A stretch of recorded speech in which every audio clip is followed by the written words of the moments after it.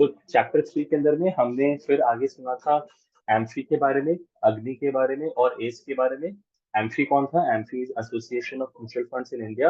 मतलब जितने mutual funds India में है, 40 से लोग जो है वो अपने अपने रिप्रेजेंटेटिव जनरली सीईओ को बैठा देते हैं। उनकी जो कमेटी बनती है उसको हम कहते हैं amphi.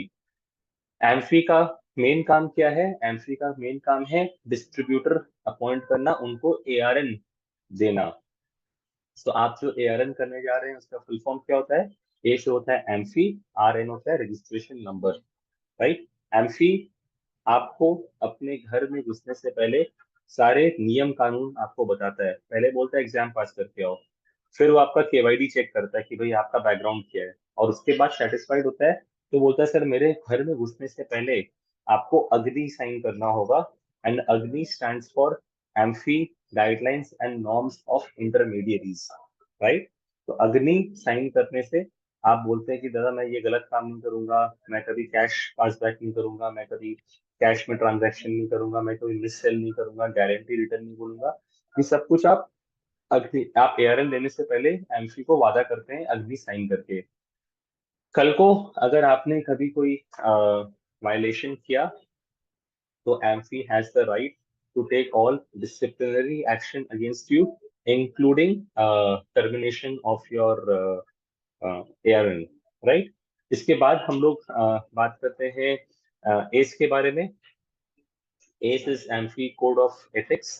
And amphi code of ethics के अंदर में बात हुई थी कि सर जो ये सारे म्यूचुअल फंड हाउस वाले हैं, ये लोग पब्लिक एट लार्ज को या डिस्ट्रीब्यूटर को कैसे हैंडल करेंगे, इस ये बात उन्होंने आपस में एक नियम कानून बना लिए, उसको हम कहते हैं एस। सो एम्फी का एक और काम है कि वो इंडस्ट्री को रिप्रेजेंट करता है मिनिस्ट्री ऑफ फाइनेंस के सामने में, और बताता है कि इंडस्ट्री को और कैसे बड़ा बनाया जाए। इन्वेस्टर प्रोटेक्शन, इन्वेस्टर अवेयरनेस, इसका काम भी एम्फी का है। आप लोग जो म्यूचुअल फंड सही है कैंपेन जो देखते हैं, वो एम्फी के द्वारा स्पॉन्सर्ड एक कैंपेन है, जिसका पैसा इन्वेस्टर एजुकेशन फंड के पैसे से आता है, right. So this is all that was there in chapter 3।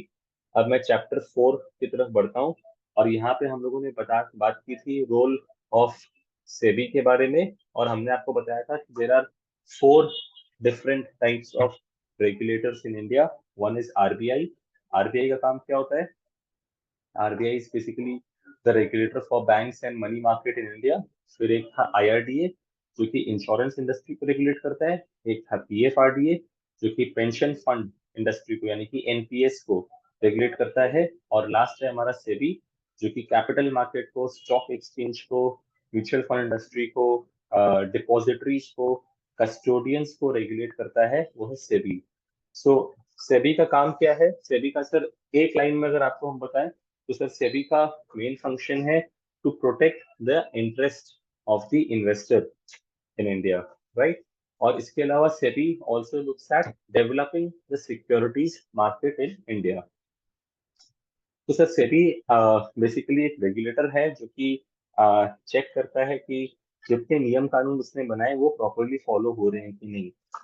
तो सेबी समय समय के अनुसार बहुत सारे नियम कानून बनाता चला गया, जिसके बारे में हमने डिटेल में बहुत सारे चैप्टर्स में पढ़ाई की है। बट इसका जो, जहाँ इस चैप्टर से जो क्वेश्चन पूछता है मैं उसके बारे में बात कर लूँ। So they talk about the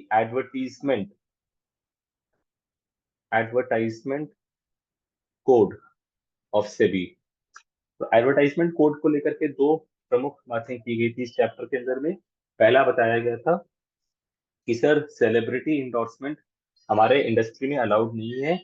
celebrity endorsement को पिछले 5 साल पहले अलाउड किया गया था हमारे इंडस्ट्री में। सेबी सेबी ने अलाउ किया celebrity endorsement, but only at industry level, not at fund level और फंड हाउस लेवल। मतलब एडवर्टीजमेंट कोड के तहत कहा क्या किया गया कि सेलिब्रिटीज लाइक क्रिकेटर्स जैसे सचिन धोनी, वो आकर के बोल सकते हैं म्यूचुअल फंड सही है, बट वो कभी आके ये नहीं बोल सकते हैं कि एसबीआई म्यूचुअल फंड सही है, या वो कभी आके ये नहीं बोल सकते कि एसबीआई बैलेंस एडवांटेज फंड में निवेश करें। वो आपको बोल सकता है कि बैलेंस एडवांटेज फंड में निवेश करना चाहिए, एसआईपी करनी चाहिए, इसके बारे में बात हो सकती है। लेकिन स्पेसिफिक फंड या फंड हाउस के बारे में under SEBI's advertisement code of conduct हम लोग सेलिब्रिटी को अपॉइंट नहीं कर सकते हैं।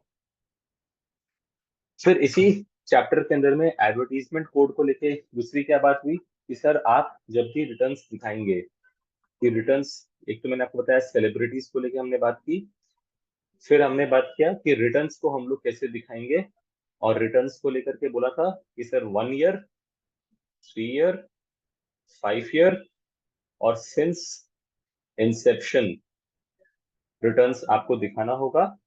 और आप ये तो दिखाएंगे ही, इसके साथ में आपको बेंचमार्क का भी रिटर्न दिखाना होगा,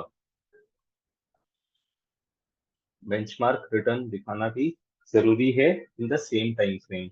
सो this is what SEBI said in their advertisement code of conduct.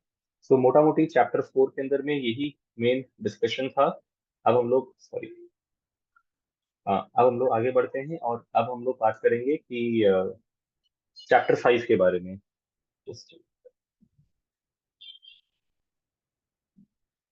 Chapter 5 था ऑफर डॉक्यूमेंट, और ऑफर डॉक्यूमेंट के अंदर में हमने 3 मेन डॉक्यूमेंट्स के बारे में पढ़ा था। वो था SID, SAI और KIN। SID का फुल फॉर्म क्या था? Scheme information document. दूसरा था SAI यानी कि स्टेटमेंट ऑफ एडिशनल इंफॉर्मेशन, और तीसरा था KIM यानी कि की इंफॉर्मेशन मेमोरेंडम। तो SID और SAI जो है वो मेन ऑफर डॉक्यूमेंट होता है। तो सेबी अगर आपको बोलती है read the offer document carefully, तो आपको SID और SAI पढ़ने की कहती है। SID के अंदर में वो सारी बातें लिखी होती हैं जो आपको निवेश करने से पहले जाननी जरूरी है, राइट। तो ये एक बहुत ही बड़ा डॉक्यूमेंट होता है, कुछ 100-200 पन्ने का डॉक्यूमेंट होता है। इसके अंदर में सेबी कभी भी SID और SAI में क्या बात लिखा है उसको अप्रूव कभी नहीं करता। SEBI never authenticates the accuracy of the statements given in SID and SAI. What they do is that they only vet it. Vetting का मतलब क्या होता है कि सर मैंने आपको कहा था कि आप जो भी बात बताएंगे SID में वो इस फॉर्मेट में बताएंगे। पहले आप बताएंगे स्कीम के बारे में, फिर आप बताएंगे रिस्क फैक्टर के बारे में, फिर आप बताएंगे कि इसमें निवेश कैसे किया जा सकता है, वगैरह वगैरह। तो आपने वो फॉर्मेट फॉलो किया कि नहीं किया, वो चीज सेबी चेक करता है, राइट। SAI यानी कि स्टेटमेंट ऑफ एडिशनल इंफॉर्मेशन के अंदर में हम लोग बात करते हैं उन कॉमन बातों के बारे में which does not affect our investment decision making. Basically मेरी स्कीम का कस्टोडियन कौन है, या RTA कौन है, या स्पॉन्सर कौन है, इससे कोई फर्क नहीं पड़ता कि मैं निवेश करूंगा कि नहीं करूंगा, राइट। मेरा नैव निकालने का फेयर वैल्यू प्रिंसिपल्स क्या है, वो सब कुछ SAI में लिखा होता है। सो SID SAI मिलकर के हो गए 400 पन्ने, कोई इन्वेस्टर उसको पढ़ेगा नहीं। इसके लिए उसका एक अब्रिज्ड फॉर्म बनाया गया जो कि एक 15 पेज का डॉक्यूमेंट होता है, जिसको हम कहते हैं किम। और KIM is a part of your physical application form जो आपको दिया जाता है। तो इस किम के अंदर में आप सब कुछ पढ़ सकते हो स्कीम के बारे में, जो कि आपको एक डिसीजन मेकिंग करने में हेल्प करती है, राइट। फिर इस चैप्टर में हमने एक और डॉक्यूमेंट के बारे में पढ़ा था जिसको कहते हैं फैक्ट शीट। फैक्ट शीट एक नॉन मैंडेटरी डॉक्यूमेंट है जहां पर आपको सिर्फ एक पन्ने में ही स्कीम का टोटल ज्ञान मिल जाता है। आपको बेसिकली जो जानना है कि सर स्कीम ने क्या परफॉर्म किया, रिटर्न्स के बेसिस पे, रिस्क के बेसिस पे, वीजा वी द बेंचमार्क, वो सब कुछ आपको फैक्ट शीट में मिल जाता है। फैक्ट शीट में ये भी देखने को मिलता है कि सर जो फंड मैनेजर पैसे निवेश कर रहा है उसमें मेन कौन से स्टॉक्स में निवेश कर रहा है, कौन से सेक्टर में निवेश कर रहा है, ये टोटल डिटेल आपको फैक्ट शीट में मिल जाता है, राइट। तो ये 4 मेन डॉक्यूमेंट्स थे। इसके अलावा इस चैप्टर में हमने जो 2 कॉन्सेप्ट और सीखे थे, एक था अपडेशन ऑफ डॉक्यूमेंट्स। तो अपडेशन के बारे में बताया था कि सर SID SAI और किम जो है उसको हर साल में एक बार अपडेट करना जरूरी है, राइट। फिर हमने एक और कॉन्सेप्ट समझा था इसके बारे में, वो था फंडामेंटल एट्रीब्यूट। और एग्जाम में इससे क्वेश्चन पूछता है फंडामेंटल एट्रीब्यूट क्या था। सर फंडामेंटल एट्रीब्यूट मतलब स्कीम का मेन धरातल, जिसको हम कभी भी चेंज नहीं करते हैं नॉर्मल सिनेरियो के अंदर में। मतलब फॉर एग्जांपल सर मैंने पैसा बोल के उठाया कि सर मैं पैसा डालूंगा फिक्स्ड रिटर्न वाले डेट इंस्ट्रूमेंट में, और पैसा मिलने के बाद कल को मैं अगर उसको शेयर मार्केट में लगाना चालू कर दिया तो ये तो गलत है। तो क्या मैं स्कीम का इस तरह से फंडामेंटल एट्रीब्यूट चेंज कर सकता हूँ? No, I can not change, right. वैसे ही मान लीजिए सर आपने पैसा लिया था ये बोल के कि आपका स्कीम एक ओपन एंडेड स्कीम है, मतलब आप कभी भी पैसा डाल सकते हो, कभी भी पैसा निकाल सकते हो। लेकिन पैसा मिलने के बाद आप बोलोगे कि सर कल से 5 साल तक हम पैसा नहीं निकालने देंगे, ये क्लोज एंडेड हो गया, क्या आप ये कर सकते हो? जी नहीं, आप ऐसा नहीं कर सकते हो। लेकिन कभी ऐसा कोई सिनेरियो बना जिसकी वजह से अगर आपको कोई भी एक फंडामेंटल एट्रीब्यूट चेंज करना पड़ा, तो उसके लिए क्या आप उसको चेंज कर पाओगे? सर आप तभी चेंज कर सकते हो अगर आपको ट्रस्टी ने अप्रूवल दिया हो। एंड फंडामेंटल एट्रीब्यूट अगर आप कभी भी चेंज करोगे तो आपको उसको इन्वेस्टर को बताना होगा। कैसे बताएंगे सर? हम लोग उसको दो न्यूज़पेपर में छापेंगे, एक इंग्लिश न्यूज़पेपर में और एक लोकल न्यूज़पेपर में। इसके अलावा सर हम सारे कस्टमर्स जिसने भी उस स्कीम में इन्वेस्ट कर रखा है उन सबको हम चिट्ठी भेजेंगे घर पे, जहां पर हम उनको बताएंगे कि भाई ऐसे चेंजेस हुए हैं। And thereafter, if the client wants to exit, then he can very well exit within a period of 30 days, जहां पर कि उसको कोई भी रकम का exit load नहीं लगेगा। So that was all that was covered in chapter number 5. अब हम लोग आगे बढ़ते हैं and I'll talk about chapter number 6 now. Just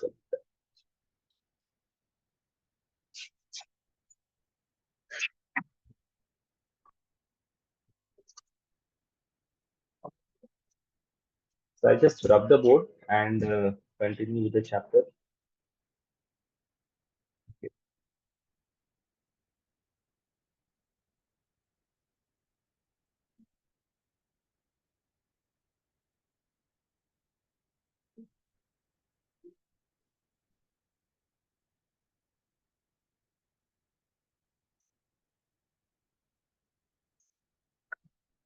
अब हम लोग आते हैं चैप्टर, अब आते हैं सर चैप्टर नंबर 6 के बारे में, और जहां पर हमने बताया था कि सर डिस्ट्रीब्यूटर कौन होता है। तो डिस्ट्रीब्यूटर के बारे में बताया था सर कि एक इंडिविजुअल भी डिस्ट्रीब्यूटर हो सकता है, एक company like Finomatic can also be a distributor, जो कि एक रीजनल डिस्ट्रीब्यूटर होता है। वैसे ही नेशनल डिस्ट्रीब्यूटर भी होता है। उसी तरह से बैंक्स भी एक डिस्ट्रीब्यूटर होते हैं। एनबीएफसी एंड स्टॉक ब्रोकर्स भी डिस्ट्रीब्यूटर होते हैं। तो हर कोई आदमी जो डिस्ट्रीब्यूटर बनना चाहता है उसका रिक्वायरमेंट है कि वो पहले एग्जाम पास करता है, जो कि NISM 5A का एग्जाम है। आप एग्जाम पास करोगे, उसके बाद आप अपना KYD करवाओगे, नो योर डिस्ट्रीब्यूटर, जहाँ पे आप अपना सारा डॉक्यूमेंट एमसी के सामने रखोगे थ्रू कैम्स। वो डॉक्यूमेंट वेरीफाई करेगा and thereafter they will allot you ARN, और ARN नंबर आने के बाद आप रिस्पेक्टिव फंड हाउस के साथ में इम्पैनल होकर काम कर सकते हो, या you can come and work with a broker like us, right. Chapter 6 के अंदर में जो मेन कॉन्सेप्ट सिखाया गया था that was the concept of trail commission. तो ट्रेल कमीशन को लेकर के क्या बताया गया था कि सर आप जब तक आपका कस्टमर इन्वेस्टमेंट रखेगा आपको तब तक कमीशन मिलेगा। एंड आपको कमीशन मिलता है फंड वैल्यू पे, ना कि चेक वैल्यू पे। मतलब सर आपका कस्टमर 1 लाख रुपया दिया था, कस्टमर ने 10 साल तक पैसे नहीं निकाले, तो मैं आपको 10 साल तक कमीशन दूंगा। अगर आपका 1 लाख का वैल्यू कल को बढ़ के 3 लाख रुपया हो गया तो आपको मैं 3 लाख पे भी कमीशन दूंगा। Commission is calculated on a daily basis, but commission is paid on a monthly basis। तो ये कॉन्सेप्ट था ट्रेल कमीशन का। फिर यहाँ पे इनकम के दो रास्ते और बताए गए थे। एक था B30 कमीशन। B30 का मतलब होता है beyond top 30 cities of India. मतलब क्या कि सर इंडिया को दो भागों में बांटा गया है, एक होता है T30, एक होता है B30। T30 मतलब top 30 cities of India, like Kolkata, Chennai, Mumbai, Delhi, Gurgaon. ये हमारे टॉप 30 सिटीज है जहाँ पे लोगों को सारा नॉलेज अवेयरनेस भी है और सारे फंड हाउस के ऑफिस भी हैं। तो अगर आप सर उन लोकेशन से आप बिजनेस लेकर के आओगे तो आपको सिर्फ और सिर्फ ट्रेल कमीशन मिलेगा। लेकिन अगर आप इसके बियॉन्ड, लेट्स से आप कैलकाटा से नहीं करके आप तारकेश्वर से अगर बिजनेस करते हैं तो आपको B30 कमीशन दिया जाएगा, जो कि आपको सिर्फ 1 साल के लिए दिया जाता है on a trail basis for 12 months, right. ये एक एक्स्ट्रा कमीशन होता है on and above the trail commission. B30 commission के लिए कस्टमर का पिन कोड देखा जाता है, ना कि डिस्ट्रीब्यूटर का पिन कोड, राइट। फिर हमने इस चैप्टर के अंदर में एक और कॉन्सेप्ट सीखा था जिसको हम कहते हैं ट्रांजैक्शन चार्ज। तो ट्रांजैक्शन चार्ज में हमने क्या सीखा था कि अगर आप चाहो तो आप ऑप्ट इन कर सकते हो एंड आप अपने सारे कस्टमर को ट्रांजैक्शन चार्ज लगा सकते हो। ट्रांजैक्शन चार्ज हम किसको लगा सकते हैं सर? वो कस्टमर जो कम से कम 10,000 रुपए का इन्वेस्टमेंट कर रहा है, उसको ट्रांजैक्शन चार्ज काट सकते हैं, विच इज एक्चुअली ₹100 पर ट्रांजैक्शन। और वही अगर आप कोई फर्स्ट टाइम कस्टमर को आप लेकर के आते हैं तो उसका फर्स्ट टाइम कस्टमर का आपने जब केवाईसी कराया तो आप ₹150 आप काट सकते हैं as a transaction charge. But practically sir market में क्या कोई ट्रांजेक्शन चार्ज काटता है? जी नहीं सर, कोई ट्रांजेक्शन चार्ज नहीं काटता है। क्यों? क्योंकि if you are opting in to deduct transaction charge then you have to deduct it for all your customers, for all your schemes, for all your fund houses and AMCs। तो बोलने का मतलब क्या है सर कि हर customer तो एक बराबर नहीं होता है, कुछ पढ़े लिखे कस्टमर भी होते हैं। तो अगर कोई पढ़ा लिखा कस्टमर देखा कि सर आपने मेरा ये ट्रांजैक्शन चार्ज बोल के ये 100 रुपया क्यों काट लिया, तो इसके लिए जनरली कोई भी डिस्ट्रीब्यूटर मार्केट में ट्रांजैक्शन चार्ज नहीं काटता है। आगे बढ़ते हैं, चैप्टर नंबर 7 की बात करते हैं। और चैप्टर नंबर 7 में हमने पढ़ा था नैव और एक्सपेंस रेशियो के बारे में। नैव बेसिकली हम लोग जानते हैं कि भाई कोई भी स्कीम का एक यूनिट का दाम कितना है। तो स्कीम का एक यूनिट का दाम निकालने के लिए पहले हम स्कीम का टोटल नेट एसेट निकालते हैं, और टोटल नेट एसेट निकालने के बाद उसको नंबर ऑफ यूनिट से डिवाइड करते हैं तो एक यूनिट का नैव निकल के आता है। तो यहाँ पर पहला कॉन्सेप्ट हम सीखे थे नेट एसेट्स निकालना। और नेट एसेट्स हम लोग कैसे निकालते थे?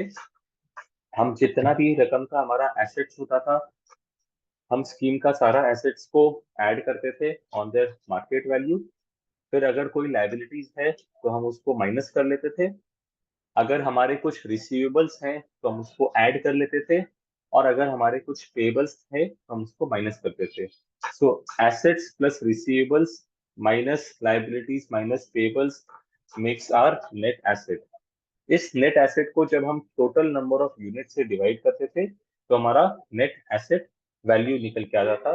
एंड कॉन्सेप्ट ये सिखाया गया था कि सर नैव को हमेशा हमको वैल्यू करना चाहिए in such a way that it reflects the true realisable value of all the assets of a particular scheme. यानी कि कल को अगर हम स्कीम के सारे एसेट्स को बेचते तो हमको इतना पैसा मिल जाएगा। That is the concept of net assets.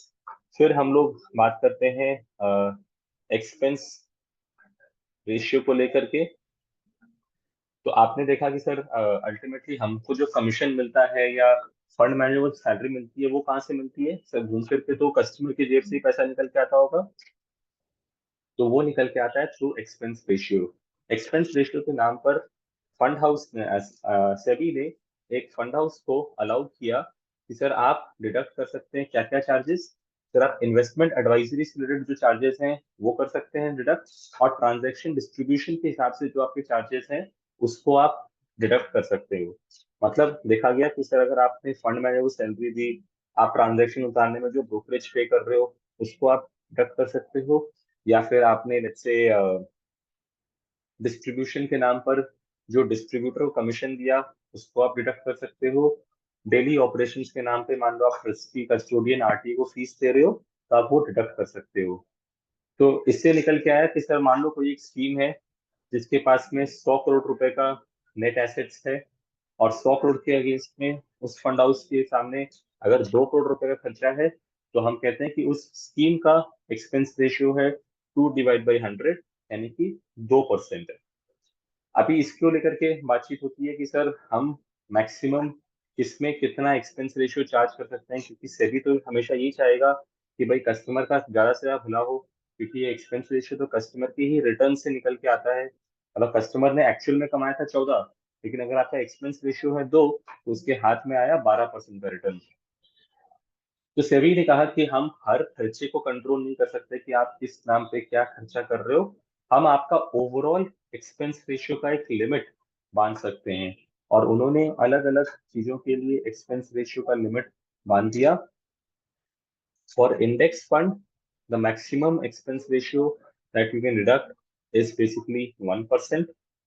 For close-ended, for close-ended debt mutual fund, the maximum expense ratio that you can deduct is 1%. For close-ended equity fund, the maximum expense ratio that you can charge is 1.25%. And for open-ended equity funds, the maximum expense ratio that you can charge is basically subject to your AUM. तो देखा जाता है कि sir अगर आपका 500 करोड़ से कम का AUM है तो आप 2.25% तक चार्ज कर सकते हो। और फिर जैसे जैसे आपका एयूएम बढ़ता है इंक्रीमेंटली आपका कॉस्ट उस हिसाब से नहीं बढ़ता है। There are economies of scale, so you pass on that benefit to the customer, and hence the expense ratio comes down as your AUM goes up। इसके लिए सेबी ने पूरा एक चार्ट दे दिया कि पहले 500 करोड़ के लिए क्या, अगले 250 करोड़ के लिए क्या, उसके बाद 1250 करोड़ के लिए क्या। ये पूरा का पूरा उसका चार्ट बना के दिया हुआ है। राइट, आगे बढ़ते हैं। इस चैप्टर में मेजरली यही दो मेन कॉन्सेप्ट्स थे।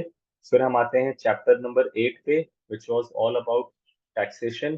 काफी लंबा चैप्टर था, टेक्निकल चैप्टर था, तो इसको एक बार मैं शॉर्ट में आप लोगों को बताता हूँ। टैक्सेशन के नाम पे हमने सबसे पहले क्या सीखा था कि सर म्यूचुअल फंड में सिर्फ और सिर्फ माल बेचने पे टैक्स लगता है, माल खरीदने पे कभी टैक्स नहीं लगता है। राइट। सेकेंड हमने सीखा कि सर टैक्स क्या हिसाब से लगेगा, इट विल डिपेंड अपॉन जो स्कीम बेचा गया वो इक्विटी था कि नॉन इक्विटी था। डिपेंड करेगा कि सर वो उसका होल्डिंग पीरियड कितना था, और वो इस बात पे भी निर्भर करेगा कि सर वो जो खरीदा गया था वो किसके फाइल में खरीदा गया था, was it a resident individual और a non resident individual. Right. तो ब्रॉडली इंडिया में टैक्स को चार भाग में बांटा गया है। एक होता है इक्विटी टैक्सेशन और एक होता है नॉन इक्विटी टैक्सेशन। मतलब सर आपने जो माल बेचा, अगर उसके अंदर में 65% पैसा अगर इक्विटी में डाला हुआ है तो इक्विटी टैक्सेशन, मतलब अगर आपने एसबीआई ब्लू चिप बेचा है तो आपको इक्विटी टैक्सेशन लगेगा। लेस देन 65% अगर आपका इक्विटी लेवल्स है तो उस पर नॉन इक्विटी टैक्सेशन लगेगा। तो सर टैक्स के रेट क्या बताए गए, सर कहा गया कि इसका भी दो कैटेगरी हो जाता है। एक होता है एसटीसीजी और एक होता है एलटीसीजी। एसटीसीजी मतलब शॉर्ट टर्म कैपिटल गेन और एलटीसीजी माने लॉन्ग टर्म कैपिटल गेन। तो सर अगर आपका holding period is less than 1 year तो आपको शॉर्ट टर्म के हिसाब से टैक्स लगेगा, और अगर आपका holding period is more than 1 year तो आपको लॉन्ग टर्म के हिसाब से टैक्स लगेगा। इसमें बताया गया सर कि शॉर्ट टर्म का रेट है 15% और लॉन्ग टर्म का रेट है 10% of the profits. Long term के अंदर बताया गया कि आपका पहला 1 लाख रुपए का प्रॉफिट पे टैक्स नहीं लगेगा। मतलब सर अगर मैंने 1 लाख का माल खरीदा था, 6 महीने बाद मैंने इसको बेच दिया 1,20,000 में, तो मेरा प्रॉफिट हुआ 20,000 का। 20,000 पे मुझे 15% यानी कि 3,000 रुपए का टैक्स देना होगा। और एलटीसीजी मतलब क्या होता है कि सर मैंने 5 लाख रुपए डाले थे म्यूचुअल फंड में आज से 4 साल पहले, अभी 5 लाख बढ़ के 9 लाख हो गया, तो सर 4 लाख का प्रॉफिट हुआ। पहला 1 लाख रुपया बाद दे दीजिए, बचा हुआ 3 लाख का आप 10% यानी कि 30,000 रुपए का टैक्स दोगे। नॉन इक्विटी के अंदर बताया गया कि सर टैक्सेशन भी यहाँ पर भी शॉर्ट टर्म और लॉन्ग टर्म होता है, शॉर्ट टर्म होता है और लॉन्ग टर्म होता है। यहाँ पे कहा गया कि सर अगर आपका होल्डिंग पीरियड 3 साल से कम का है तो शॉर्ट टर्म लगेगा, 3 साल से बेसी का है तो लॉन्ग टर्म लगेगा। और शॉर्ट टर्म में बोला कि सर आपका जो टैक्स स्लैब है as per your tax slab वो हिसाब से आपको टैक्स लगेगा। और लॉन्ग टर्म में कहा गया कि सर 20% ऑफ इंडेक्स प्रॉफिट के हिसाब से आपका टैक्स लगेगा। और इंडेक्स प्रॉफिट निकालने के लिए क्या कहा गया था, the selling price minus cost price into CII of selling year divided by CII of purchasing year. तो ये हिसाब से हम लोग टैक्सेबल प्रॉफिट निकालते हैं जिसको हम इंडेक्स प्रॉफिट कहते हैं, और उस पे हम 20% का टैक्स लगा देते हैं। तो शॉर्ट टर्म में क्या बताया आपको मैंने कि अगर आपने देखा कि सर मैंने लेट से कोई लिक्विड फंड में पैसे डाले थे, 1 लाख रुपए डाला था, 2 साल बाद निकाला और मैंने 1,10,000 रुपए निकाले, तो मैंने 10,000 का प्रॉफिट किया। अगर हितेश ने ये ट्रांजेक्शन अपने खुद के फाइल में किया है तो 30% टैक्स लग जाएगा यानी कि 3,000 रुपया। लेकिन अगर वही मैंने अपनी मम्मी के फाइल में की जो कि एक नॉन टैक्सेबल फाइल है, तो वहां पे मुझे कोई टैक्स नहीं देना होगा। अच्छा, इसके अलावा फिर हमने क्या सीखा कि सर अगर लेट से मैंने अगर 3 साल से बेसी अगर होल्डिंग किया, मतलब अगर मैंने मान लो 2018 में म्यूचुअल फंड खरीदा था डेट वाला, और उसको अभी मैं 2022 में अगर बेच रहा हूँ, तो मेरे को पूरा का पूरा प्रॉफिट पे टैक्स नहीं लगता है।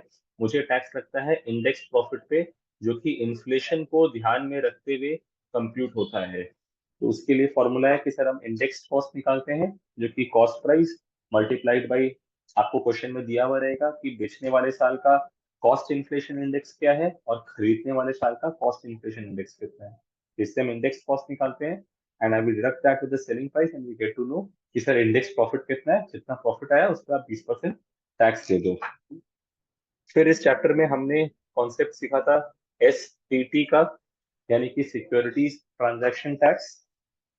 क्या बताया गया था कि सर STT सिर्फ बेचने पर लगता है, खरीदने पर नहीं लगता है। STT सिर्फ इक्विटी म्यूचुअल फंड या इक्विटी शेयर्स बेचने पे लगता है, डेट पे STT नहीं लगता है। और STT के दो अलग अलग रेट होते हैं सर। अगर मैं डिलीवरी बेसिस पे बेचता हूँ, तो मेरा रेट आता है 0.0025%, और वही अगर मैं नॉन डिलीवरी यानी कि इंट्राडे में अगर मैं बेचता हूँ, तो आता है 0.001%। राइट, ये कॉन्सेप्ट था STT का। फिर एक कॉन्सेप्ट था GST का, जहाँ पे हमने बताया था कि सर आपको जो कमीशन मिलता है उसके अंदर में GST भी एक पार्ट होता है, जो कि आप अगर हमको GST बिल नहीं देते हैं, तो वो हम गवर्नमेंट को पे कर देते हैं। यदि आप अपना GST नंबर कोड करके हमको GST बिल दोगे, तो आपका जो कमीशन बनेगा आपको उसके ऊपर में GST ऐड होके कमीशन मिलेगा। फिर यहाँ पर हमने एक और इस चैप्टर में जो एक कॉन्सेप्ट सीखा था, वो था सेटिंग ऑफ द लॉसेस। और इसमें हमने क्या सीखा था कि सर पहला बात कि कैपिटल गेन सेक्शन में अगर आप कोई लॉस करोगे, तो आप उसको किसी दूसरे सेक्शन से एडजस्ट नहीं कर सकते हो। माने कि सर मैंने शेयर ट्रेडिंग करके 2 लाख का लॉस कर दिया, मैं 12 लाख का सैलरी कमाता हूँ, तो 12 लाख की सैलरी पे मुझे टैक्स देना पड़ेगा। कि क्या मैं 2 लाख का लॉस उससे एडजस्ट कर सकता हूँ? आंसर इज मैं उससे एडजस्ट नहीं कर सकता, मुझे पूरे 12 लाख की सैलरी पे टैक्स देना पड़ेगा। तो सर कैपिटल गेन वाला जो सेक्शन है, उसका लॉस को मैं किससे एडजस्ट कर सकता हूँ? तो सर जवाब है कि कैपिटल गेन सेक्शन में हुए हुए लॉस को आप सिर्फ कैपिटल गेन सेक्शन में हुए हुए प्रॉफिट से ही एडजस्ट कर सकते हो। और इसको लेकर के दो चीजें सिखाई गई थी। मैंने आपको कुछ फंडा सिखाया था। एक था STCL, यानी कि शॉर्ट टर्म कैपिटल लॉस। इसको हम एडजस्ट कर सकते हैं with short term capital gain and long term capital gain. मतलब सर इस जन्म का पाप को धोना बहुत आसान है। हम उसको इस जन्म के पुण्य से भी धो सकते हैं, पिछले जन्म के पुण्य से भी धो सकते हैं। लेकिन तकलीफ करता है LTCL, यानी कि पिछले जन्म का पाप, लॉन्ग टर्म कैपिटल लॉस। इसको हम एडजस्ट कर सकते हैं सिर्फ LTCG से, यानी कि लॉन्ग टर्म कैपिटल गेन से। तो मोर और लेस यही बातें हुई थी चैप्टर नंबर 8 के अंदर में। मैं आगे मूव करता हूँ, and we are not talking about chapter number 9। यहाँ पर हमने पहले सीखा था NFO, यानी कि न्यू फंड ऑफर। जब भी मार्केट में कोई स्कीम पहली बार आता है, उसको हम लोग न्यू फंड ऑफर कहते हैं। इन NFO कोई भी फंड 15 दिन के लिए खुलता है, इसको 10 रुपए का नाम मिलता है। 15 दिन खत्म हो जाने के बाद में 5 दिन का समय लगता है, जहां पर आपको यूनिट्स अलॉट होते हैं। आफ्टर 5 डेज वो म्यूचुअल फंड वापस से मार्केट में आता है, एंड उसको रीओपनिंग होता है स्कीम का आफ्टर 5 डेज। 15 दिन का NFO पीरियड नॉर्मली हर स्कीम के लिए एप्लीकेबल होता है। सिर्फ और सिर्फ ELSS म्यूचुअल फंड के अंदर में आपको 30 डेज का पीरियड अलाउ होता है फॉर NFO। फिर हमने इस चैप्टर में क्या सीखा था कि सर किसी भी कस्टमर का इन्वेस्टमेंट कराने के लिए हमको KYC करना जरूरी है। KYC करने के लिए क्लाइंट का proof of identity, proof of address चाहिएगा, along with the photograph. Client अगर ऑलरेडी KYC क्वालिफाइड है, तो हमको ये नहीं चाहिए। फिर इसमें सवाल पूछता है कि सर क्या पैन नंबर मैंडेटरी है देना? तो इसमें बताया गया कि sir pan number is basically your proof of identity, जो कि KYC के लिए चाहिए होता है। बट अगर कोई customer let's say less than 50,000 का अगर इन्वेस्टमेंट कर रहा है, तो as per your exam question, उसको पैन नंबर देना मैंडेटरी नहीं है। अगर कोई कस्टमर माइक्रो एसआईपी कर रहा है इन ए इंडिविजुअल फॉर्मेट, तो उसको पैन नंबर देना कंपलसरी नहीं है। अगर कोई कस्टमर सिक्किम का रहने वाला है तो उसको पैन नंबर देना मैंडेटरी नहीं है।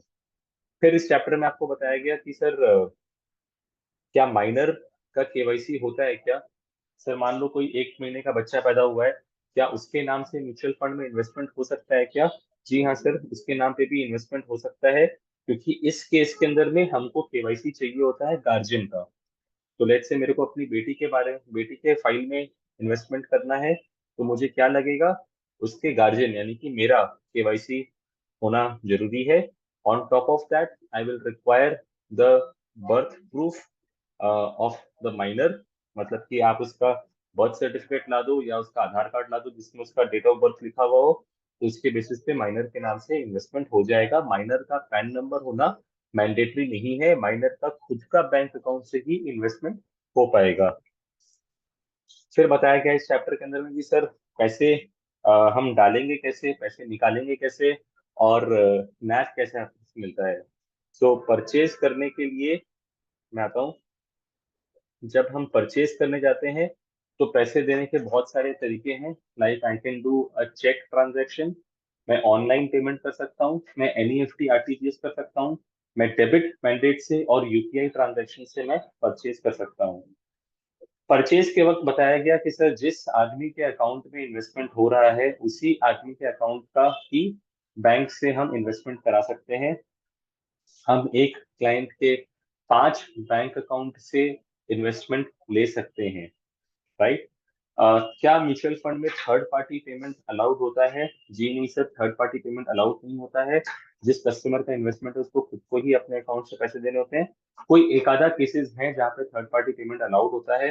फॉर एग्जाम्पल, अगर पेरेंट अपने बच्चे के नाम से इन्वेस्टमेंट करना चाहता है तो वो बच्चे के नाम पे पैसों को डोनेट करके उसके अकाउंट में इन्वेस्टमेंट कर सकता है। सिमिलरली, अगर कोई एम्प्लॉयर अपने एम्प्लॉय को सैलरी के अलावा अगर कोई इस तरह का एसआईपी या म्यूचुअल फंड बेनिफिट देना चाहता है तो वो एम्प्लॉय के नाम से इन्वेस्टमेंट कर सकता है। This is also case of third party payment. वैसे ही कोई एएमसी यानी कि म्यूचुअल फंड हाउस किसी डिस्ट्रीब्यूटर को कमीशन के अलावा अगर म्यूचुअल फंड यूनिट्स देना चाहता है as a part of remuneration, even that is allowed, right. तो ये बात हुई सारी परचेज की। फिर बात आता है सेल का। और सेल में क्या बताया गया कि सर जब हम म्यूचुअल फंड बेचेंगे तो पैसे हमको रिटर्न कैसे मिलेंगे। सर हमारे अकाउंट में डायरेक्ट क्रेडिट हो जाता है।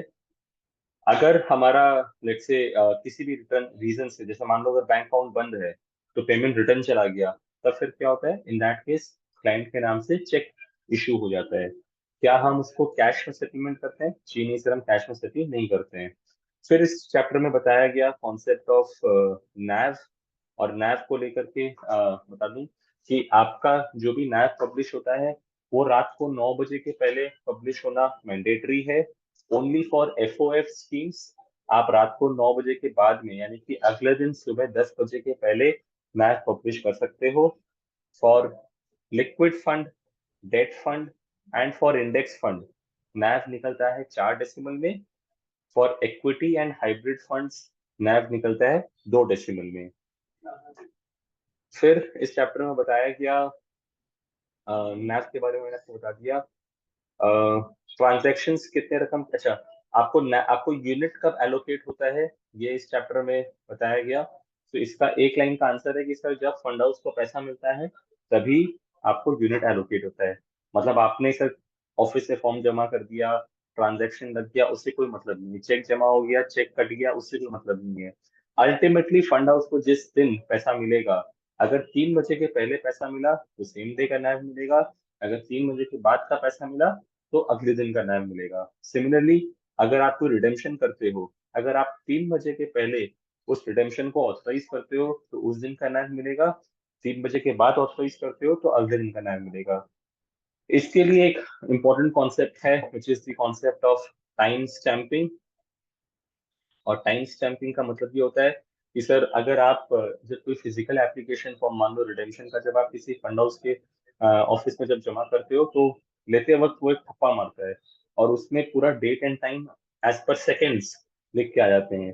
तो अगर वो ठप्पा 3 बजे से पहले का लगा हुआ है तो वो सेम डे का आपका नैव पे वो प्रोसेस होगा, और वही अगर जो ठप्पा लगा, I am talking about redemption, बाद का है, तो वो बाद में नेक्स्ट डे का नैव पे प्रोसेस होगा।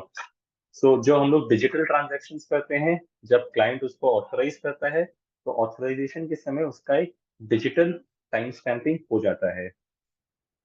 फिर इस चैप्टर में हमने पढ़ा कि क्या क्या टाइप्स ऑफ ट्रांजैक्शंस होते हैं। तो म्यूचुअल फंड में कुछ फाइनेंशियल ट्रांजैक्शंस होते हैं और कुछ नॉन फाइनेंशियल ट्रांजैक्शंस होते हैं।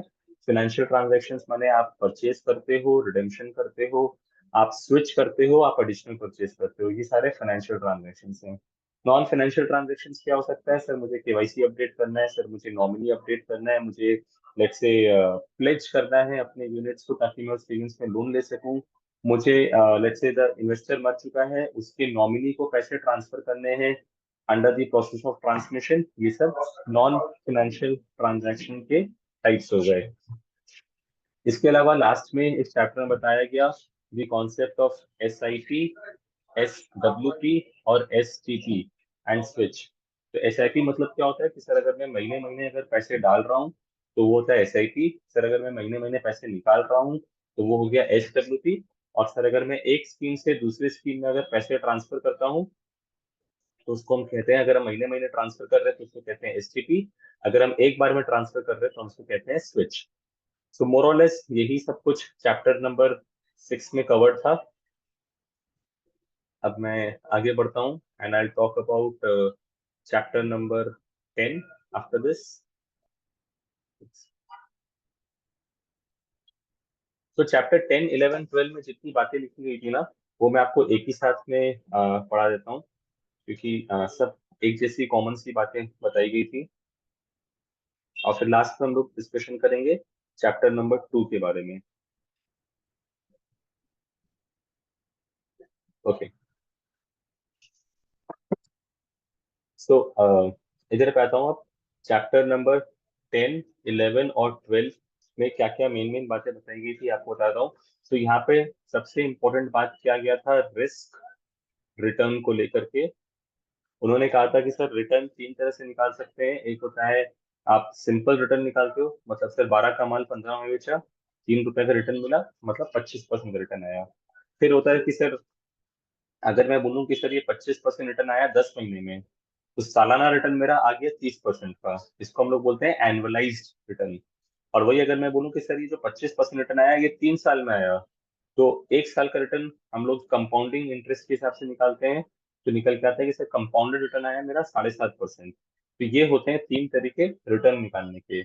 फिर रिस्क के हिसाब से रिस्क को भी हम लोग मेजर कर सकते हैं, और रिस्क को मेजर करने के 3 मेन तरीके होते हैं। एक होता है वेरिएंस, एक होता है स्टैंडर्ड डिविएशन, और एक होता है बीटा। सो स्टैंडर्ड डिविएशन का मतलब होता है कि sir as against the returns, यानी कि एवरेज जो कि एक स्कीम बना के दे रहा है वो उससे कितना ऊपर नीचे करता है, that is called as standard deviation. तो जिसका स्टैंडर्ड डिविएशन ज्यादा होगा मतलब उसमें रिस्क ज्यादा है। वेरिएंस जो है वो स्टैंडर्ड डिविएशन जैसा ही एक कॉन्सेप्ट है जो कि वही सेम चीज मेजर करता है। बीटा जो कॉन्सेप्ट है वो मार्केट रिस्क को मेजर करता है। वो कहता है कि सर अगर मार्केट चढ़ा 10%, मेरा स्कीम चढ़ा 12%। अगर मार्केट गिरा 10%, मेरा स्कीम गिरा 14%। मतलब मैं मार्केट से ज्यादा उछल कूद कर रहा हूँ, तो I am a more riskier fund, my beta is more than 1। वैसे ही अगर मैं बोलता हूँ कि सर अगर मार्केट चढ़ा 8%, मार्केट चढ़ा 10%, मेरा स्कीम चढ़ा 8%, या मार्केट गिरा 10%, मेरा स्कीम गिरा 9%, तो मैं मार्केट की तुलना में कम चढ़ता गिरता हूँ, तो I am less risky, my beta is less than 1। Beta equal to 1 होता है किसका? बीटा इक्वल टू 1 होता है एक इंडेक्स फंड का। तो ये रिस्क हमने समझ लिया, रिटर्न हमने समझ लिया। जब डेट मार्केट की बात करते हैं तो रिस्क को हम लोग मेजर करते हैं through credit rating to modified duration. अच्छा, अब जब हम लोग रिस्क और रिटर्न दोनों पैरामीटर को साथ में रखते हुए अगर हम किसी स्कीम का परफॉर्मेंस निकालते हैं तो यहाँ पर आता है concept of Sharpe ratio, Treynor ratio and Jensen's alpha. तो तीनों ही चीज का अलग अलग फॉर्मूला बताया गया था। शार्प रेशियो का फॉर्मूला है सर, मेरा स्कीम जो रिटर्न दिया माइनस जो एफडी का रिटर्न है divided by standard deviation of the scheme. Exam में ये सब कुछ आपको इंफॉर्मेशन दिया हुआ होगा। ट्रेनर रेशियो बोलता है कि सर मेरा स्कीम जो रिटर्न दिया माइनस एफडी का जो रिटर्न था divided by beta of the scheme, right. इसको ठीक से लिख देता हूँ।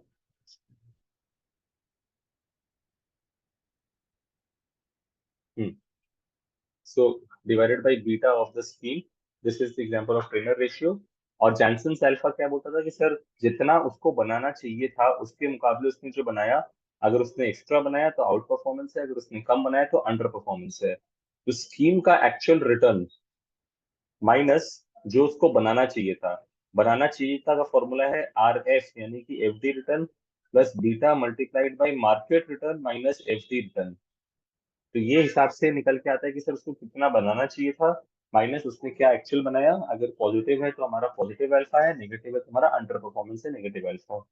तो इस चैप्टर के अंदर में हमने मेजरली रिस्क कैसे कैलकुलेट किया जाता है, रिटर्न कैसे कैलकुलेट किया जाता है, और इनके तुलना में ये तीनों चीजें हम लोग कैसे निकालते हैं, यही मेजर चैप्टर 10 में हमने सीखा था।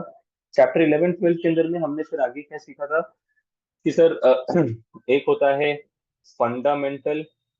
अच्छा, किसी ने हैंड रेज किया है, so I just unmute him. Just Kuntal da ने हैंड रेज किया है, सो कुंतल दा मैं आपको अनम्यूट कर देता हूँ।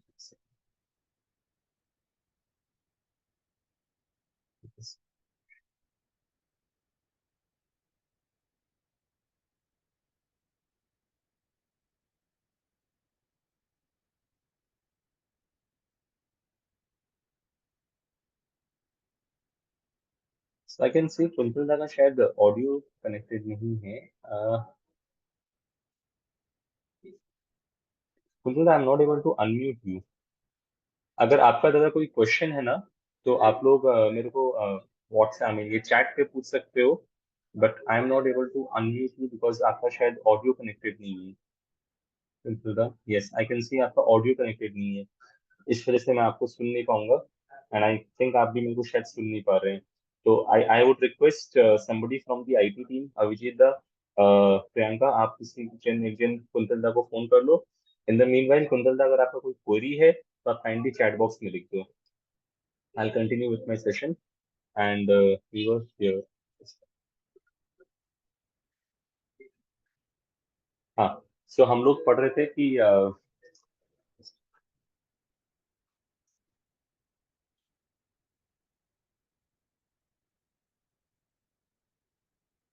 ओके, सो हम लोग चैप्टर 10 11 12 के बारे में पढ़ रहे थे और मैंने आपको रिस्क रिटर्न के बारे में सब कुछ बताया था। फिर हम लोग बात कर रहे थे कि सर फंड मैनेजर जो स्कीम को एनालिसिस करता है उसके पास में क्या क्या तरीके होते हैं स्कीम को एनालाइज करने के। हाँ, एक होता है फंडामेंटल एनालिसिस, एक होता है टेक्निकल एनालिसिस। तो फंडामेंटल एनालिसिस का मतलब कि सर अगर कोई भी फंड मैनेजर किसी स्टॉक में पैसा लगा रहा है उसके पहले अगर वो उसके फाइनेंशियल स्टेटमेंट्स को, बैलेंस शीट को, प्रॉफिट लॉस अकाउंट को, एनुअल रिपोर्ट को स्टडी कर रहा है, उसके फैक्ट्री को विजिट करता है, उसके मैनेजमेंट से बात करता है, तो इस तरह के एनालिसिस को हम कहते हैं फंडामेंटल एनालिसिस। वहीं टेक्निकल एनालिसिस के अंदर में फंड मैनेजर जो है वो सिर्फ खाली प्राइस और वॉल्यूम डेटा को स्टडी करता है और उस बेसिस पे निकालता है कि स्टॉक अभी अप ट्रेंड में है कि डाउन ट्रेंड में, और स्टॉक में कब एंटर करना चाहिए, कब एग्जिट करना चाहिए। This is an example of technical analysis. फिर हमने इस चैप्टर में पढ़ा था कि सर इन्वेस्टमेंट करने के दो तरीके होते हैं जो फंड मैनेजर फॉलो करता है। एक होता है ग्रोथ स्टाइल और एक होता है वैल्यू स्टाइल। मतलब म्यूचुअल फंड का फंड मैनेजर हमेशा आपके लिए अच्छा ही कंपनी खरीदेगा, कभी खराब कंपनी नहीं खरीदता है। लेकिन अगर कोई फंड मैनेजर बोलता है कि सर हमको अच्छा कंपनी खरीदना है रीजनेबल दाम में, तो इस स्टाइल को बोलते हैं वैल्यू स्टाइल। और वही अगर फंड मैनेजर बोलता है कि सर मेरे को सिर्फ अच्छे कंपनी से मतलब है, मैं मुंह मांगा दाम में खरीद लूंगा, उसको हम कहते हैं ग्रोथ स्टाइल। फिर इस चैप्टर में हमने सीखा था कि there is something called as top down approach और एक हमने सीखा था बॉटम अप अप्रोच। तो इसमें क्या हमने सीखा कि सर अगर आप सबसे पहले इकोनॉमी को स्टडी करते हो, उसके बाद आप सेक्टर को स्टडी करते हो और फाइनली आप कोई कंपनी को जीरो डाउन करते हो, तो ये इन्वेस्टमेंट स्टाइल हो गया टॉप डाउन अप्रोच। और सिमिलरली अगर आप पहले स्टॉक सिलेक्शन करते हो, पैसे लगाने से पहले आप उस सेक्टर को स्टडी करते हो, और फिर पैसे लगाने से पहले अगर आप कंट्री को स्टडी करते हो, तो ये हो गया बॉटम अप अप्रोच। इसके अलावा हमने इस चैप्टर में और क्या सीखा था, चैप्टर 10, 11, 12 के अंदर में एक हमने सीखा था concept of interest rate and price of the bond. तो हमने क्या सीखा था कि सर अगर मार्केट में ब्याज दर अगर ऊपर जाएगा तो प्राइस ऑफ द बॉन्ड नीचे आएगा। यानी कि अगर इंटरेस्ट रेट अगर मार्केट में 5% से 7% हो गए, तो हमको अपने डेट म्यूचुअल फंड के पोर्टफोलियो में मार्क टू मार्केट लॉस लगेगा और हमको डेट म्यूचुअल फंड का परफॉर्मेंस खराब दिखेगा, कम रिटर्न आएगा। लेकिन वहीं अगर मार्केट में उल्टा हुआ, अगर मार्केट में इंटरेस्ट रेट फॉल हुआ, तो प्राइस ऑफ द बॉन्ड बढ़ता है, जिसकी वजह से हमको मार्क टू मार्केट प्रॉफिट मिलता है। और हम देखते हैं कि हमको जितना रिटर्न सोचे थे उससे कहीं बेहतर रिटर्न मिलता है म्यूचुअल फंड में, डेट मार्केट्स में। मतलब अगर अभी मान लो ब्याज दर हो गया है 7.5%, और हमको दिख रहा है कि आने वाले समय में ब्याज दर गिर के हो जाएगा फिर से 6% या 5%, तो we are in a falling interest rate scenario, we will see that we are not just earning the interest, but also we are getting mark to market profit on our portfolio, जिसकी वजह से debt mutual fund का return आपको बहुत अच्छा देखने को मिलेगा, राइट।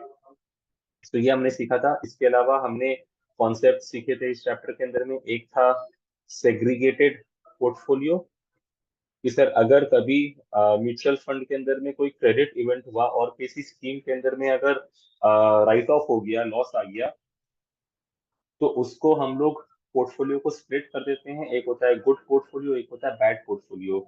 गुड पोर्टफोलियो आपका लिक्विड है, आपको जब चाहिए आप उसमें पैसा डालिए निकालिए, कोई दिक्कत नहीं है। लेकिन जो बैड पोर्टफोलियो है, जैसे डीएचएफएल में डिफॉल्ट हो गया, तो डीएचएफएल से जो पैसा मिलने का था उसको हम शिफ्ट कर देते हैं बैड पोर्टफोलियो यानी कि सेग्रीगेटेड पोर्टफोलियो में। और कल को जब डीएचएफएल से पैसा रिकवरी होता है, तो जिस इन्वेस्टर ने लॉस फेस किया था उसी के सेग्रीगेटेड पोर्टफोलियो में वो पैसा फ्लो इन कर जाता है और वो पैसा रिकवरी हो जाता है। इसके अलावा हमने लास्ट में चैप्टर 12 के अंदर में पढ़ा था, बहुत कॉमन सी बातें थी कि सर आप जैसे लेफ्ट से राइट की तरफ जाओगे, आपका रिस्क बढ़ता जाएगा, आपका रिटर्न बढ़ता जाएगा और आपका टाइम होराइजन बढ़ता जाएगा। मतलब अगर आप इक्विटी में, आप अगर डेट में लिक्विड में इन्वेस्टमेंट करोगे तो कम रिस्क है, हाइब्रिड में करोगे तो ज्यादा रिस्क है, इक्विटी में करोगे तो सबसे ज्यादा रिस्क है, बट रिटर्न भी सबसे ज्यादा आपको इक्विटी में मिलेगा और टाइम होराइजन भी सबसे ज्यादा इक्विटी के लिए चाहिए। इसके अलावा हमने ये सीखा था कि सर आप जो भी इन्वेस्टमेंट करोगे, कभी आप पास्ट परफॉर्मेंस को चेज मत करो। आप हमेशा इन्वेस्टर का जो नीड है, रिक्वायरमेंट है, उस हिसाब से आप चॉइस करो। आपका जो फंड रिकमेंडेशन शीट बनता है वो एक कंसिस्टेंट तरीके से बनना चाहिए और आपको साल भर साल वही फॉलो करना चाहिए। So this was majorly what we studied in chapter 10, 11 and 12। अब मैं लास्ट आपको लेके जा रहा हूँ next 5-7 minutes of discussion on chapter number 2, which is the last chapter. Just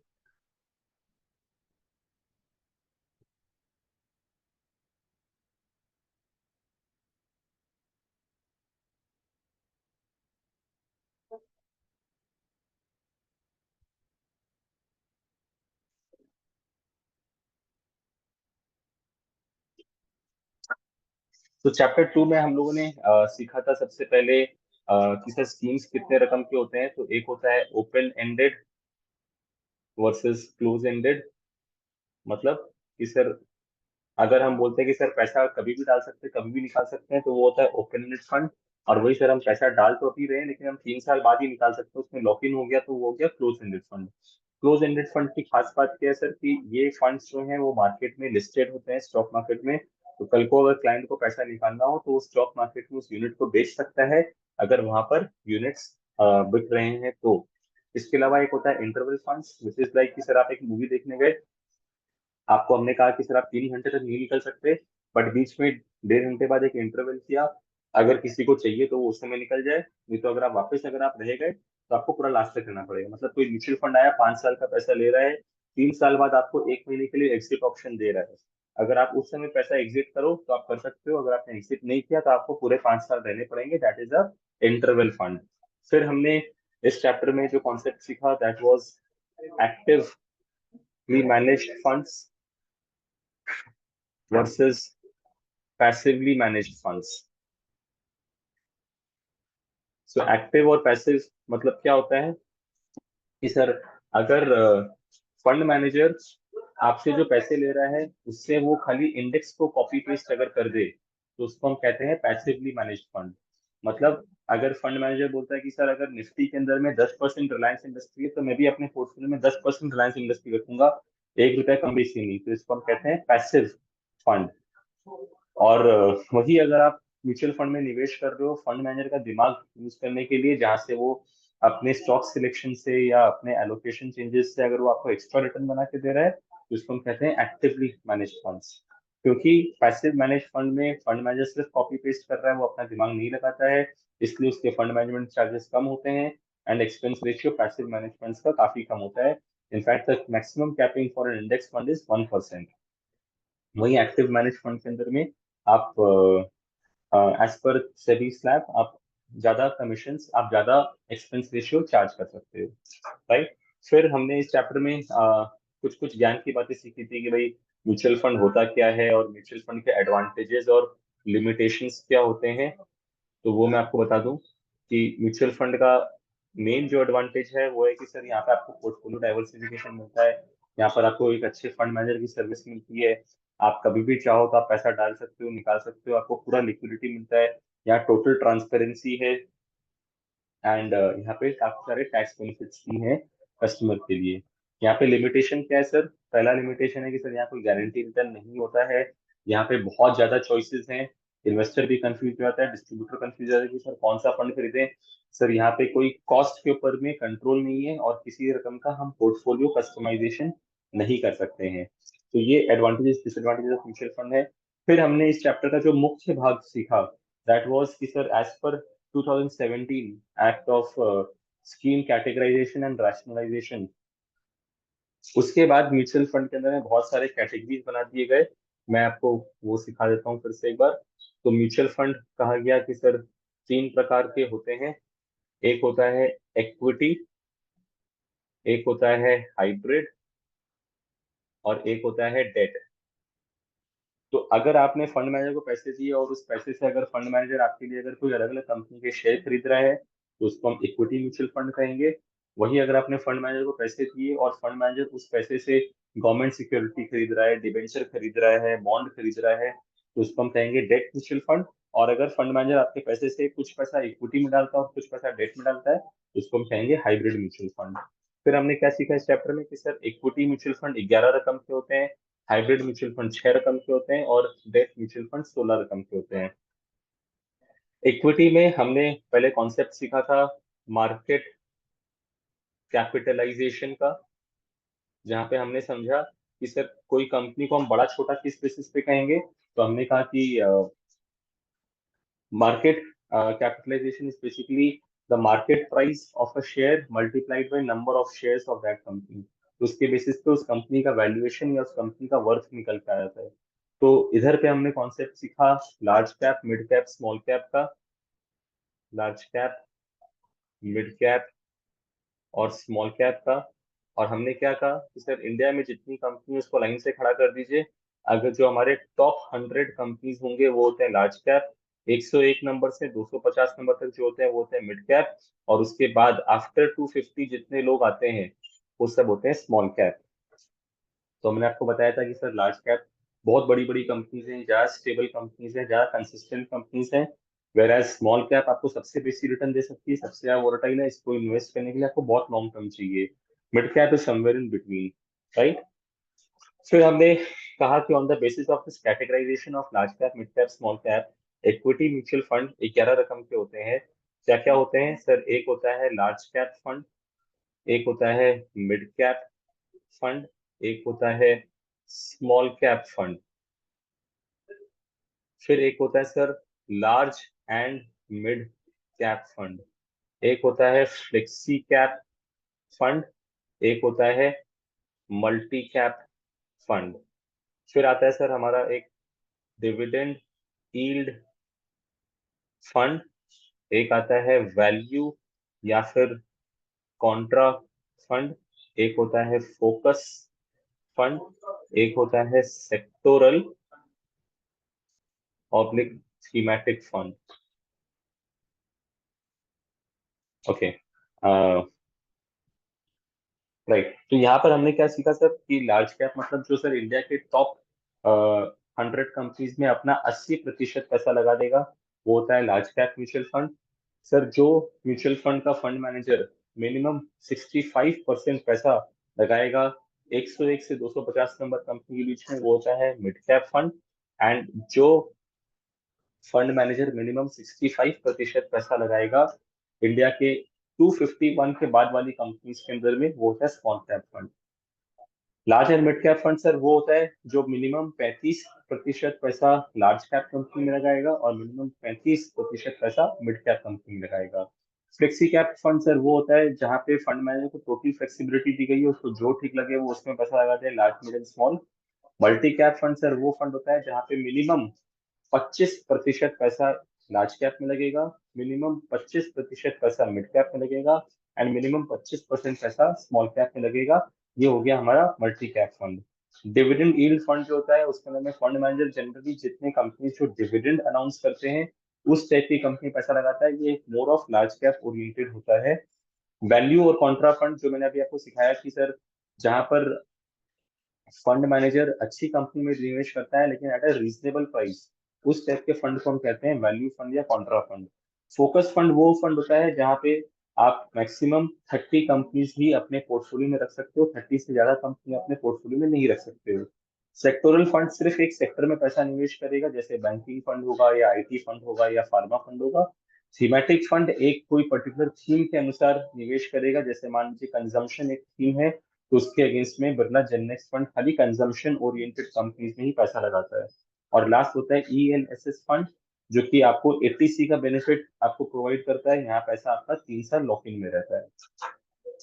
hybrid fund के अंदर में हमने जो सीखा था, एक होता है आर्बिट्राज फंड, एक होता है हाइब्रिड कंजर्वेटिव फंड, एक होता है हाइब्रिड अग्रेसिव फंड, एक होता है बैलेंस्ड फंड, एक होता है बैलेंस एडवांटेज फंड यानी कि डायनेमिक एसेट एलोकेशन फंड, और एक होता है हमारा इक्विटी सेविंग्स फंड। तो हमने क्या सीखा सर, जैसे जैसे हम इक्विटी डेट का एलोकेशन चेंज करेंगे अलग अलग तरह का फंड बन जाता है। आर्बिट्राज फंड में सर नेट इक्विटी जीरो होता है, ये आपको डेट के हिसाब का रिटर्न देता है लेकिन इसमें टैक्सेशन इक्विटी का मिलता है। हाइब्रिड कंजर्वेटिव के अंदर में सर जनरली देखा जाता है कि 15 से 25% पैसा इक्विटी होता है, बाकी डेट होता है। हाइब्रिड एग्रेसिव में जनरली 65 to 80% पैसा आपका इक्विटी में होता है, बाकी डेट होता है।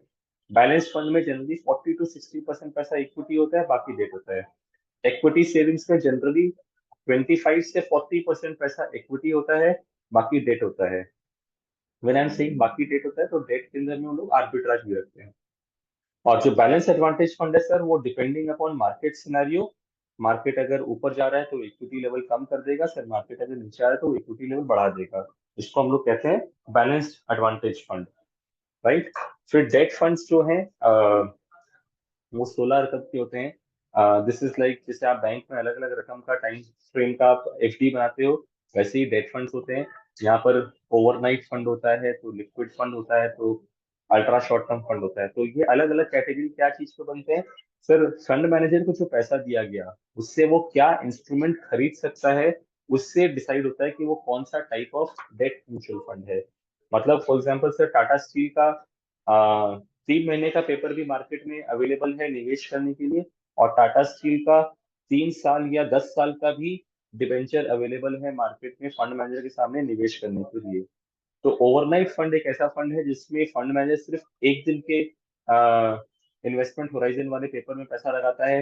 लिक्विड फंड एक ऐसा फंड है जिसमें फंड मैनेजर सिर्फ 90 दिन के टाइम होराइजन वाले इंस्ट्रूमेंट में ही पैसा लगाता है।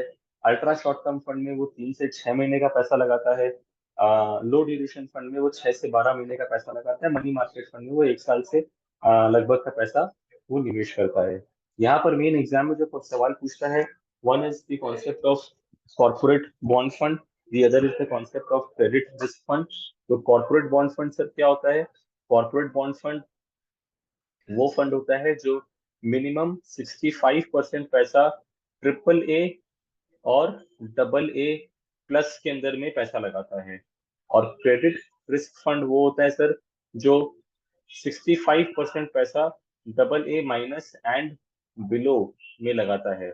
वैसे ही सर हमने एक सीखा, एक होता है गिल्ट फंड जो सिर्फ गवर्नमेंट सिक्योरिटी में पैसा लगाता है, और एक होता है banking and PSU debt fund जो कि बैंक्स में और गवर्नमेंट कंपनीज में पैसा लगाता है, which is almost as safe as government.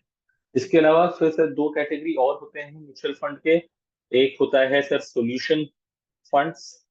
Solution funds के अंदर में हमने सर सीखा था कि एक होता है चाइल्ड प्लान, एक होता है रिटायरमेंट प्लान। तो चाइल्ड प्लान मतलब कि सर जहाँ बच्चे के नाम से निवेश कर रहे हैं, मिनिमम 5 साल का लॉक इन होता है अनलेस बच्चा 18 साल का हो जाए। और दूसरा सोल्यूशन होता है सर रिटायरमेंट फंड, जहाँ मिनिमम 5 साल के लिए पैसा लॉक इन रहता है अनलेस आपका क्लाइंट 60 साल का हो जाए।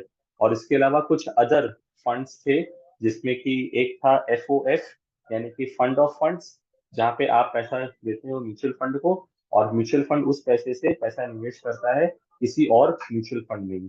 सो this was majorly what we started till now. So I think I am done with the revision part. अब मैं सबको अनम्यूट कर देता हूँ ताकि अगर आप लोग को कोई सवाल करने हो तो वी कैन डू दैट। बाकी Abhijita, I will now hand it over to you. So Abhijita, you can now continue with the discussion. आप अनम्यूट कर लो अपने आप को।